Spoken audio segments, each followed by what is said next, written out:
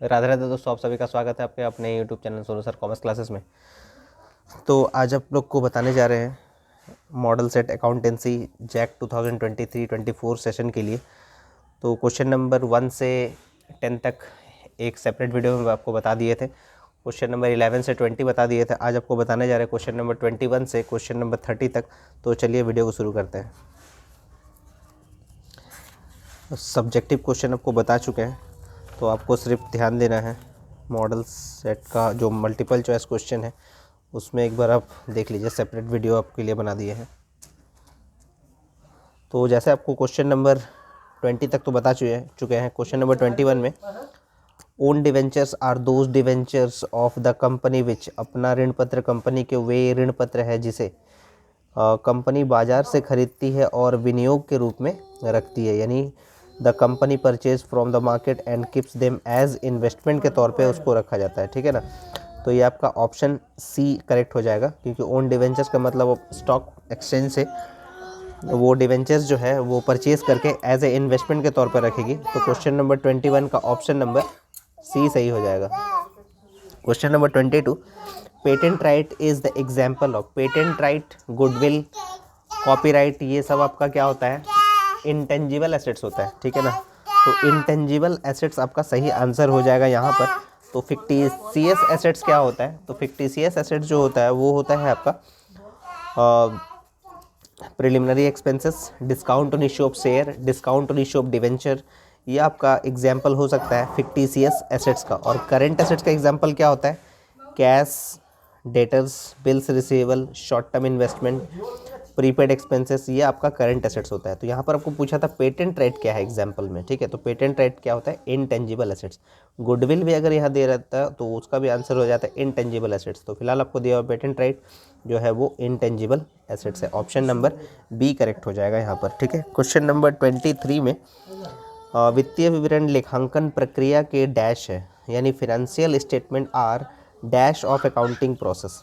यानी financial statement जो होता है वो आपका एंड प्रोडक्ट होता है, यानी लास्ट में। तो सबसे पहला जो प्रोसेस होता है वो क्या होता है? ट्रांजैक्शन, यानी जो ट्रांजैक्शंस होते हैं उसका जर्नल एंट्रीज हम लोग बनाते हैं। तो सबसे पहला प्रोसेस है। उसके बाद हम लोग क्या बनाते हैं? उसके बाद लेजर्स बनाते हैं, फिर ट्रायल बैलेंस बनाते हैं, और उसके बाद हम लोग फाइनल अकाउंट प्रिपेयर करते हैं। और फाइनल अकाउंट में आप ट्रेडिंग, पीएल और बैलेंस शीट, उसके बाद आप इनकम स्टेटमेंट और कैश फ्लो स्टेटमेंट, ये सब आप बनाते हैं जो आपका एंड प्रोडक्ट होता है। ठीक है। तो फर्स्ट प्रोडक्ट आपको नहीं पूछा, यहाँ पर जो है आपको पूछा गया फाइनेंशियल स्टेटमेंट जो होता है वो अकाउंटिंग प्रोसेस का कौन सा पार्ट होता है? तो यहाँ पर हो जाएगा एंड प्रोडक्ट, यानी अंतिम उत्पाद होता है। ठीक है ना। तो उम्मीद है आपको ये समझ में आया होगा। तो ये क्वेश्चन नंबर 23 का ऑप्शन नंबर सी सही हो जाएगा, यानी सी करेक्ट आंसर है इसका। फिनेंशियल स्टेटमेंट कंटेंस, यानी वित्तीय विवरण में समाहित होती है, यानी फिनेंशियल स्टेटमेंट में जो लिखा जाता है वो मॉनेटरी इन्फॉर्मेशंस होता है, यानी मौद्रिक सूचना होती है। ठीक है ना। जो भी नॉन मॉनेटरी इन्फॉर्मेशन होता है उसको आप फिनेंशियल स्टेटमेंट में नहीं लिखेंगे, यानी जो आपका मौद्रिक यानी जो वैल्यू से रिलेटेड होगा, जो आपका इन टर्म्स ऑफ मनी होगा उसको आप लिखेंगे, यानी मॉनेटरी इन्फॉर्मेशन होगा। क्वेश्चन नंबर 24 का ऑप्शन नंबर ए सही हो जाएगा। ठीक है। क्वेश्चन नंबर 25 में दिया गया है कि कंपनी की वार्षिक रिपोर्ट को निर्गमित किया जाता है। An annual report is issued by a company to its, यानी कंपनी की वार्षिक रिपोर्ट को निर्गमित किया जाता है किसके लिए? शेयर होल्डर्स के लिए, यानी अंशधारकों के लिए, शेयर होल्डर्स, ताकि वो डिसीजन ले सके कि कंपनी का फिनेंशियल पोजीशन कैसा है। तो ये आपको इसका आंसर देना है, शेयर होल्डर्स। तो यहाँ पर एक क्वेश्चन, आप कुछ क्वेश्चंस मिसिंग है जो आपके लिए इंपॉर्टेंट हो सकता है। वो क्वेश्चन ऐसा हो सकता है कि डिवेंचर होल्डर्स जो है उन्हें क्या मिलता है? डिवेंचर होल्डर्स गेट्स, तो डिवेंचर होल्डर्स जो है उनको इंटरेस्ट मिलता है। ये आपको क्वेश्चन में नहीं दिया हुआ है अभी तक। और एक क्वेश्चन आपको ऐसा हो सकता है कि शेयर होल्डर्स जो है वो कंपनी के कौन होते हैं? यानी शेयर होल्डर जो है वो कंपनी के ओनर्स यानी मालिक होते हैं। तो ये भी क्वेश्चन आपको पूरे सेट में हम देख लिए, यहाँ पर कहीं आपको ऑब्जेक्टिव क्वेश्चंस में नहीं दिया हुआ है, यानी आपको ये सब आपको लर्न करना होगा। ये सब आपको थोड़ा प्रिपरेशन करना होगा ताकि आपको इस तरह का क्वेश्चन को आप इजीली सॉल्व कर सकें। नेक्स्ट जो क्वेश्चन हम लोग का क्वेश्चन नंबर 26 देख लेते हैं क्या दिया हुआ है।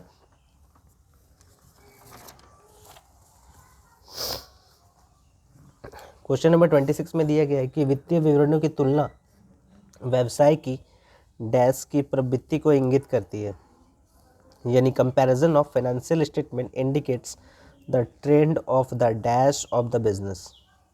यानी वित्तीय विवरण जो होती है उसमें प्रॉफिटेबिलिटी होगा, परफॉर्मेंस होगा, फाइनेंशियल पोजीशन, यानी ये सभी होना चाहिए, ऑल ऑफ दीज होना चाहिए, यानी लाभदायकता, निष्पादन और वित्तीय स्थिति। तो वित्तीय विवरण की तुलना व्यवसाय की इन सब प्रवृत्तियों को डिनोट करती है। ये सब मतलब बताया जाता है कि किस तरह का होना चाहिए। तो सारे आपका दिया देखना होगा आपको कि लाभदायकता कैसा है, उसका निष्पादन यानी परफॉर्मेंस कैसा है, वित्तीय स्थिति यानी फाइनेंशियल पोजीशन कैसा है। ये सभी को देखकर अब डिसीजन लेते हैं कि उसका परफॉर्मेंस कैसा चल रहा है, फाइनेंशियल पोजीशन कैसा है। तो ये आपका आंसर हो जाएगा ऑल ऑफ दीज हो जाएगा। क्वेश्चन नंबर 26 का ऑप्शन नंबर डी हो जाएगा, ठीक है ना। और क्वेश्चन नंबर 27 में आपको दिया गया है कि डैश अनुपात मुख्य रूप से प्रत्यय की गणना करते हैं, यानी जो ये रेशियो एनालिसिस चैप्टर्स का दिया गया है। The dash ratio are primarily measures of return, यानी रिटर्न को जो है वो किससे कैलकुलेट किया जाता है। तो रिटर्न को जो कैलकुलेट किया जाता है वो लाभप्रदता यानी प्रॉफिटेबिलिटी के हिसाब से आप कैलकुलेट करते हैं, यानी प्रॉफिटेबिलिटी रेशियो के हिसाब से आप इसको कैलकुलेट करते हैं, ठीक है। तो ये आपका हो जाता है ऑप्शन नंबर डी हो जाएगा, ठीक है, मेजर्स ऑफ रिटर्न के लिए। और नेक्स्ट क्वेश्चन आपको दिया गया है क्वेश्चन नंबर 28 में, द्रव्यता के दो आधारभूत माप है। The two basic measures of liquidity are. The two basic measures of liquidity जो है यहाँ पर वो है करेंट रेशियो और लिक्विड रेशियो, ठीक है ना। करेंट रेशियो और लिक्विड रेशियो यानी चालू अनुपात और द्रव्यता अनुपात। तो इसका फॉर्मूला भी बहुत इंपॉर्टेंट होता है करेंट रेशियो का। तो करेंट रेशियो का जो फॉर्मूला होता है वो होता है current assets divided by current liabilities, और जो लिक्विड रेशियो का फॉर्मूला होता है वो होता है liquid assets divided by current liabilities. तो जैसे आपको ये बहुत ही इंपॉर्टेंट फॉर्मूला है करेंट रेशियो और लिक्विड रेशियो, तो ये आप याद कर लीजिएगा करेंट रेशियो और लिक्विड रेशियो का फॉर्मूला क्या होता है। और यहाँ एक इम्पॉर्टेंट सवाल ये बनता है कि the ideal ratio of current ratio, यानी करेंट रेशियो के एक आइडियल यानी आदर्श अनुपात क्या होता है, वो होता है 2:1 होता है। यानी करेंट रेशियो का जो आइडियल रेशियो जो होता है वो होता है 2:1। और लिक्विड रेशियो का अगर आपको आइडियल पूछा जाए तो इसका फॉर्मूला होता है 1:1 होता है, ठीक है। तो यहाँ पर आपको लिक्विड रेशियो का फॉर्मूला भी आप याद कर लीजिएगा, करेंट रेशियो का फॉर्मूला याद कीजिएगा। तो ये बहुत ही इंपॉर्टेंट है आप लोग के लिए, एग्ज़ाम में आपको पूछ सकता है। और नेक्स्ट आपको जो है यहाँ पर क्वेश्चन दिया गया है क्वेश्चन नंबर 29 में, तो इसका सही आंसर हो जाएगा आपका current ratio and liquid ratio, यानी ऑप्शन बी हो जाएगा इसका क्वेश्चन नंबर 28 का, ठीक है ना। क्वेश्चन नंबर उसके बाद 29 में कि रोकड़ प्रवाह विवरण आधारित है, यानी कैश फ्लो स्टेटमेंट जो है वो बेस्ड ऑन, यानी किस पे बेस्ड है, वो कैश बेसिस पे आधारित है, ठीक है ना। लेखांकन के रोकड़ के आधार पर ही किया जाता है कैश फ्लो स्टेटमेंट, यानी कैश बेसिस ऑफ अकाउंटिंग। तो इसमें एक क्वेश्चन हो सकता है कि कैश फ्लो स्टेटमेंट जो है वो कौन से अकाउंटिंग स्टैंडर्ड के तहत आता है। तो ये आप लोग कमेंट करके ज़रूर बताइएगा ताकि आप को पता रहे कि ये मतलब कौन से स्टैंडर्ड के तहत आता है, ताकि हमको भी पता चले कि आप लोग वीडियो को पूरा देख रहे हैं और कौन कितना एक्टिव है। तो ये आप बताइएगा कौन से अकाउंटिंग स्टैंडर्ड में आता है कैश फ्लो स्टेटमेंट, ठीक है ना। और कैश फ्लो स्टेटमेंट में बहुत ही इंपॉर्टेंट है आपका cash flow from operating activities, इससे क्वेश्चन आपको पूछता है। तो ये आप लोग ज़रूर उसका फॉर्मेट ज़रूर याद कर लीजिएगा। और उसको बनाने का दो तरीका होता है, एक डायरेक्ट मेथड और एक इनडायरेक्ट मेथड। तो कैश फ्लो स्टेटमेंट में ऑपरेटिंग ज़रूर ध्यान दीजिएगा, और दूसरा होता है इन्वेस्टिंग एक्टिविटीज़, और तीसरा होता है फाइनेंसिंग एक्टिविटीज़, ठीक है ना। तो क्वेश्चन नंबर 30 में आपको दिया गया है कि फर्म के विघटन पर बैंक अधिविकर्ष को हस्तांतरित किया जाता है। On dissolution of a firm bank overdraft is transfer to, यानी जो डिसोल्यूशन जो फर्म का है उसमें एक अकाउंट क्रिएट किया जाता है जिसको हम लोग बोलते हैं रियलाइजेशन अकाउंट। और रियलाइजेशन अकाउंट जो होता है वो कौन सा अकाउंट है ये आप कमेंट करके ज़रूर बताइएगा।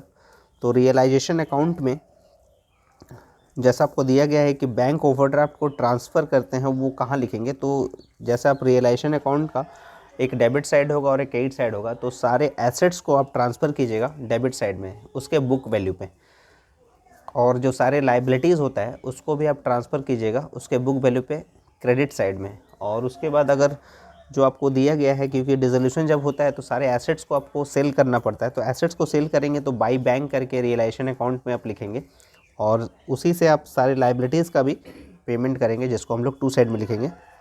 और उसके साथ साथ रियलाइजेशन एक्सपेंसेस भी आपको चेक करना है, अगर दिया है तो उसका भी पेमेंट आपको कर देना है। मतलब सारे एसेट्स को आपको सेल करना है और सारे लाइबिलिटीज़ का पेमेंट करना है। उसके बाद जो भी डिफरेंस होगा उस डिफरेंस को या तो प्रॉफिट या लॉस हम लोग चेक करेंगे। अगर डेबिट का टोटल ज़्यादा होगा तो क्या आ जाता है, लॉस आता है। अगर क्रेडिट का टोटल ज़्यादा होगा तो प्रॉफिट आएगा। उस प्रॉफिट या लॉस को हम लोग पार्टनर्स में जो आपको प्रॉफिट शेयरिंग रेशियो दिया है उसके हिसाब से डिस्ट्रीब्यूट कर लेंगे। तो यहाँ पर आपको से पूछा गया कि बैंक ओवरड्राफ्ट जो है हम लोग कहाँ ट्रांसफ़र करते हैं, तो ये आप ट्रांसफ़र करते हैं, आप रियलाइजेशन अकाउंट में ट्रांसफ़र करते हैं। तो किस साइड ट्रांसफ़र करते हैं वो भी आपको पूछ सकता है। तो ये हम लोग ट्रांसफ़र करते हैं क्रेडिट साइड में। अगर यहाँ एसेट्स अगर दिया रहता है तो एसेट्स को भी हम लोग कहाँ ट्रांसफ़र करते हैं, एसेट्स को भी हम लोग ट्रांसफ़र करते हैं रियलाइजेशन अकाउंट में डेबिट साइड में, सिर्फ कैश या बैंक को छोड़कर, यानी कैश अकाउंट और बैंक अकाउंट को हम लोग नहीं लिखते हैं वहाँ पर, ठीक है ना। तो ये आपका क्वेश्चन नंबर 30 का ऑप्शन नंबर सी करेक्ट हो जाएगा। तो इससे रिलेटेड जितने भी आपको क्वेश्चन जो है यहाँ पर आपको एक छूट गया था, कैश फ्लो स्टेटमेंट जो है वो ऑप्शन ए हो जाएगा, यहाँ पर कैश बेसिस ऑफ अकाउंटिंग में हो जाता है, ठीक है। तो क्वेश्चन नंबर 1 से लेकर 30 तक हम लोग अलग अलग यानी सेपरेट वीडियो में आपको सॉल्व करके बता दिए। और वन शॉट वीडियो भी आप देख सकते हैं, क्वेश्चन नंबर 1 से लेकर 30 तक एक साथ में ही है। सब्जेक्टिव क्वेश्चन आप देख लीजिएगा। और BMT का भी क्वेश्चंस यानी जैक मॉडल सेट जो इशू किया है सारे क्वेश्चंस हम लोग सॉल्व कर चुके हैं। और exam target exam scorer book का आप सारे चैप्टर्स को चेक कर सकते हैं। BMT का फ़िलहाल अभी सॉल्व करके बताए हैं। Arithmetic progression, geometric progression, harmonic progression और परम्यूटेशन कॉम्बिनेशन चैप्टर हम लोग सॉल्व किए हैं, तो उसको आप चेक कर सकते हैं, उसका प्रैक्टिस कर सकते हैं। और अगर आपको वीडियो पसंद आ रहा है तो ज़्यादा से ज़्यादा शेयर करें, लाइक करें और जुड़े रहिए सोनू सर कॉमर्स क्लासेस के साथ आने वाले वीडियो के लिए। तब तक राधे राधे दोस्तों।